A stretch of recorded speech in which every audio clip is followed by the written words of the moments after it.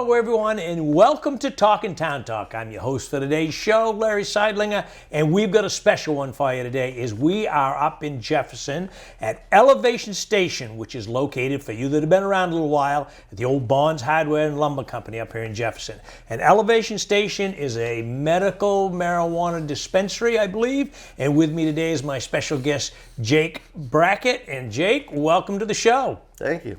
So my first question for you, Jake, we're in a medical marijuana caregivers facility? Not caregivers. Yeah, we're a caregiver shop. It's caregiver shop, okay. Basically what that means is you need a license to be a caregiver in the state of Maine. And with a medical caregiver's license, you can provide to anyone with a medical caregiver card. So somebody has to have, a patient has to have a medical card. Correct. How do you get that medical card? Well, we actually have a nurse practitioner on call down here at Elevation Station, and what the state requires is that you are a Maine resident and that you qualify with one of the conditions in the state of Maine for medical marijuana, be it pain management or sleep deprivation, etc. Whatever the symptom may be. Correct. And how much do those typically cost? Oh, they're $50 usually. Here at Elevation Station, we actually do a promotion where we give free med cards with a $100 purchase in store. Cool. So, as somebody who used a little marijuana 50 years ago when it's a whole completely different, it was like moonshine would be today. Yeah. Is it safe for people to just come in and... Sure, it's safe. As I said, you need a qualifying condition to qualify for the Maine marijuana program, but there are many benefits to it. As I said, it helps with pain, it helps with stress, it can help with many things, even cancer. Is there a difference between marijuana plants and a cannabis plant growing from medical marijuana use? Well, where it gets a little different is there's a difference between cannabis and hemp. And hemp and cannabis are very similar, where hemp produces mostly CBD and cannabis produces THC, which is the psychoactive molecule. CBD, educate me. CBD is it's basically an abbreviation for cannabinoids. They're used for all the same things as cannabis, pain management, etc., but without the psychoactive high that comes with it. Have you worked in this business for a while? I've been working here for about 2 years, and I've worked for the owner here cultivating cannabis for about 4 years. How long has Elevation Station been here in Jefferson? Well, we opened August 28th of 21, so we're coming up on 2 years, and it's been really successful. A lot of local business. You're like the only marijuana or cannabis shop within a significant amount of area here, aren't you? Yeah, we're kind of tucked away in the middle of nowhere, but there's a lot of folks out here that come in quite regularly. Well, in Maine, if you're good, people will hunt you out. That's right. You know, that's how they find the Red Zeets and the Moody's Diner. That's right, yeah. This business is heavily regulated now that the state and the government's got that. You guys have to stay up on regulations? Absolutely. In fact, we get an annual visit from the Office of Cannabis Policies to make sure that we're perfectly in compliance with all the rules, and they keep us informed if any of the rules change as well. Now, this is a state agency? Yes, yes it is. Right out of Augusta? Yep. They regulate all the rules and policies for cannabis in the state. So do you get inspected like, say, a fish market would or a grocery store? Does somebody come in and check your facility out? Yeah, they come check out the facility, make sure we have all the proper paperwork, proper packaging, and that everything we're doing is up to speed with the state rules. So how does one navigate all the policies? You say they keep you informed of things that are changing. Is there a lot of changes in the marijuana business? Well, that's one thing that's always changing is the bills that are introduced to the state as far as how to regulate, because it's not just new to Maine, it's new to the country, the medical marijuana program. It passed in, I think, 99 in Maine, and 20 years later we're still working out the kinks. Well, it's a lot of folks at home would know there's a lot of different people growing marijuana now, a business that was strictly taboo. You could go to prison for a long time growing the marijuana that they're growing today, but the industry has come a long way in just the last 10 or 15 years. It sure has. In fact, there's, grows everywhere all over Jefferson, whether it's residents growing, because as you know, there's recreational cannabis in Maine. Well, let me ask you, what is the difference between recreational cannabis and your medical marijuana your medical cannabis? Well, that's a good question. Medical cannabis is regulated and specific for patients who need cannabis, whereas recreational is regulated similar to alcohol and tobacco. You just have to be 21 to purchase it, and But there's no specifics on the quality or anything like that? Well, they can be very similar in quality. The real difference is what you might pay. There's a higher tax on recreational cannabis, and I think... Okay. The government's got to get their share of that three-letter word, that tax word, don't they? Yeah, that's right. Got to pay the man. You got to pay the man. Is well put. So what are all the benefits of having this medical marijuana card? Well, as I said, if you have one of those conditions that you qualify in the state, whether it's pain management, anxiety, there's so many things that cannabis can help with, and that's the real benefit, is giving ease to those patients that need some help. So, are there side effects from the cannabis use? Oh, positive and negative? Yeah, so there's always side effects to any mind-altering chemical, in which THC is a mind-altering chemical, including, it can make you drowsy. Obviously, there's rules and regulations in the state as to what you can and can't do when you're under the influence of cannabis. So you want to, be careful, obviously, not to operate any machinery or drive your vehicle or anything silly Same like rules that. Apply to like an OUI, right? Right. It's just like any other medicine you get from your doctor. There's side effects and things you have to avoid when you're under the influence of those medicines. Interesting. Yeah. How long does it take to obtain a medical marijuana card?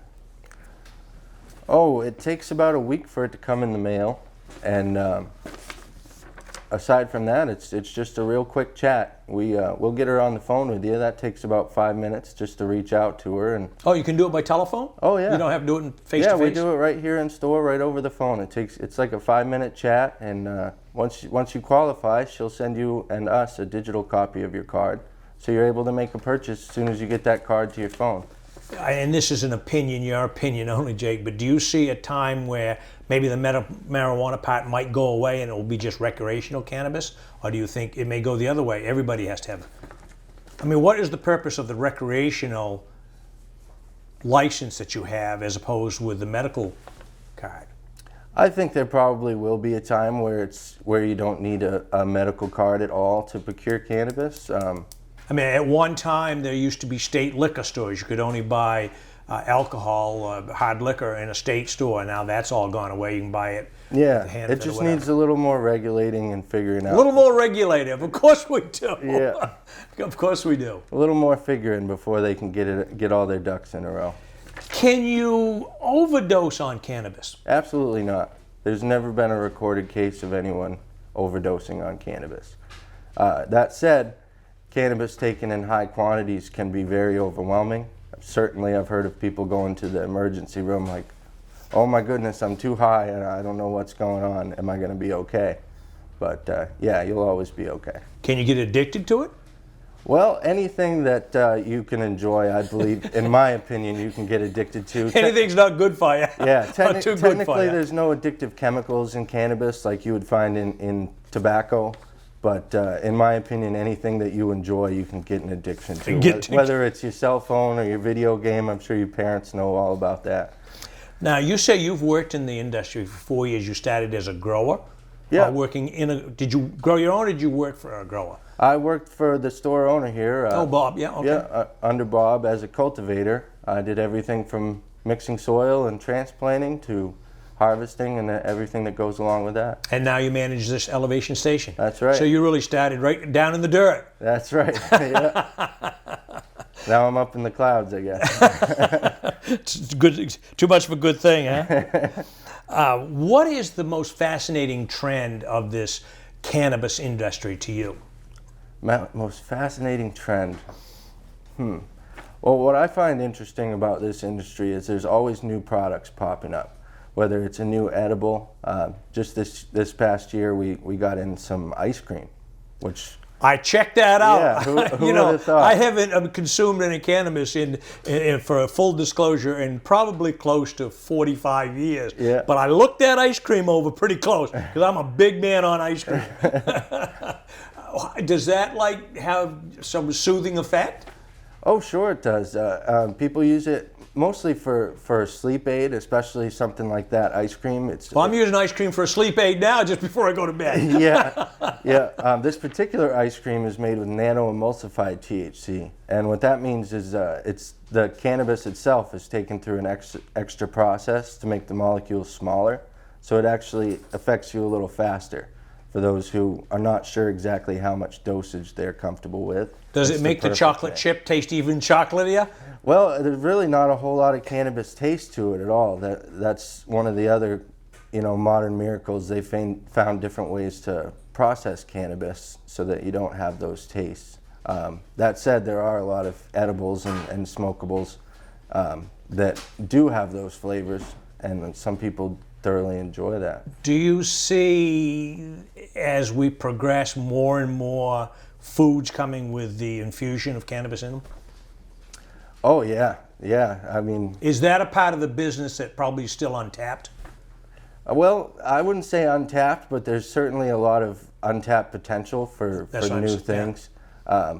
For example, I've never seen a cannabis soda in our state. So that, there's so much potential. I mean, do they make one? Not that I know of. We've got lots of drinks, lots of juices.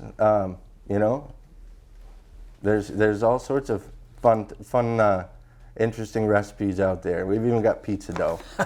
Pizza dough. Yeah. Ice cream and pizza. That's a pretty good selling point. Yeah. How do you educate a customer on the different strains of cannabis that you have? Well, first we try and find out what they use cannabis for, and then we'll specifically advise them based upon that. For example, if somebody struggles with anxiety, the indica form of the cannabis plant is more sedative and kind of helps mellow those feelings of anxiety, whereas the sativa is more uplifting and can actually stimulate those feelings of anxiety. So you really need to know what they're treating before you can decide what product might help them. Which one will work better than the others? Right. So I've heard the word bud tender. Mm-hmm. What does a bud tender do? A bud tender is a caregiver's assistant working under the primary caregiver of the store, and their job is to basically serve you any of the cannabis products you might need. And why they're called a bud tender is because they're often serving you bud deli style, so you can actually take a look at the flower for what it is, even have a sniff or a look, figure out what you like, and they tend your services. They do what you need. That's an interesting choice of words, a bud tender. I thought that was pretty cool. Yeah, kind of like a bartender. Kind of like a bartender. That was what came to to my mind is a bud tender similar to a bartender. Yeah. Interesting. And you can get high. That's the goal of smoking marijuana or partaking in cannabis, is to get a buzz on, to get high. Typically, yeah, that's why people use cannabis. As I said, they use it for those. And you can smoke it, drink it, and eat it in ice cream. Yeah, absolutely. I did a few brownies maybe 40 years ago, but it was probably a different thing. But they probably still use it in that kind of food, do they? Oh yeah, sure. There's cookies, brownies, all the classic baked goods, and as I said, there's drinks, syrups. You can infuse any drink you want. Ah, the munchies. The munchies that give you the munchies. The munchies that give you. So, what is in a cannabis plant that creates this magical feeling? Well, it starts out with what they call the mother molecule, which is CBG. Which is another cannabinoid. And as the plant develops, they can turn into many different cannabinoids, whether it's CBD, THC, etc. And they all have different effects and different benefits for patients. How do you here's a question that I pondered on here before we went on camera. Do you have to check IDs, or can minors buy cannabis?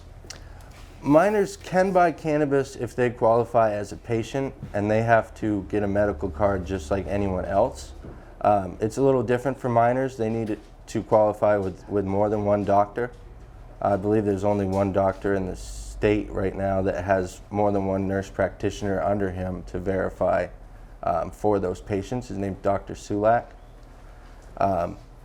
So it's pretty difficult for a young person. Yeah, there's a little more hoops to jump through than for someone who's 21 or older. If you're 21 or older, all you're required is a state ID to verify your age and your medical card, whether it's a digital copy or a hard copy. So Jake, we've talked a lot about this medical marijuana and infusion in foods and whatnot. Is it safe? Sure, it's safe, in moderation, and if you use it appropriately. I think that's probably the key, appropriately. Yeah. Now, in the elevation station, you got a lot of really neat things in here, lots of color, different glasses. Tell us a little bit about some of this artwork and some of the apparatuses you got here. Yeah, we try and cater to everyone here. We've got everything from incense to... We got ice cream, so you got my attention. Yeah, we've got incense, we got clothes, and we deal with a lot of local artists as well. So you have people that you buy these different pipes and bongs and all kinds of things off? Oh yeah, various collectors, wholesalers. Some of it we buy, for retail purpose.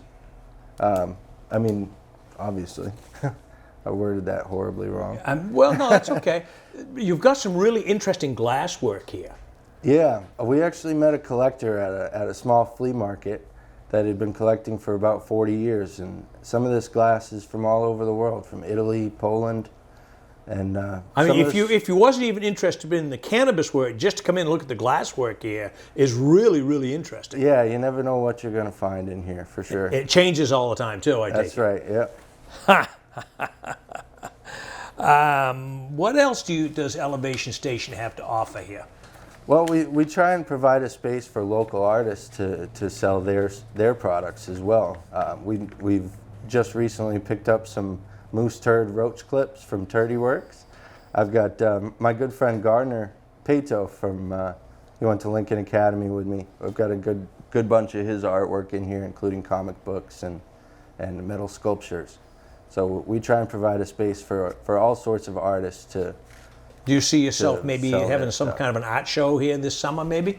I think that's a great idea. I'm always looking for new promotions to spread the word about Elevation Station. Yeah, LCTV will have to come up and film that. Yeah, that'd be great. That'd be fun stuff.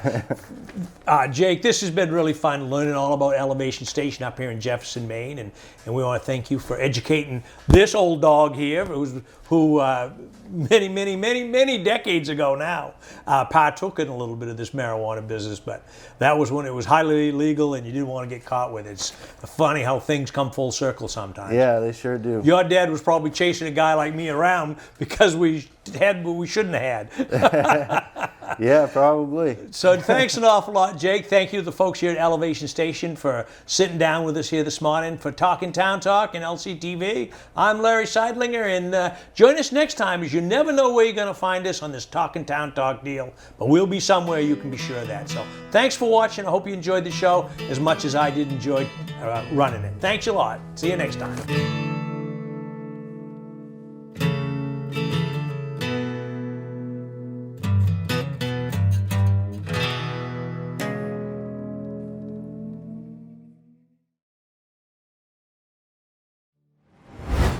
LCTV is your nonprofit community media station. Please donate at lctv.org to keep us strong. Thank you.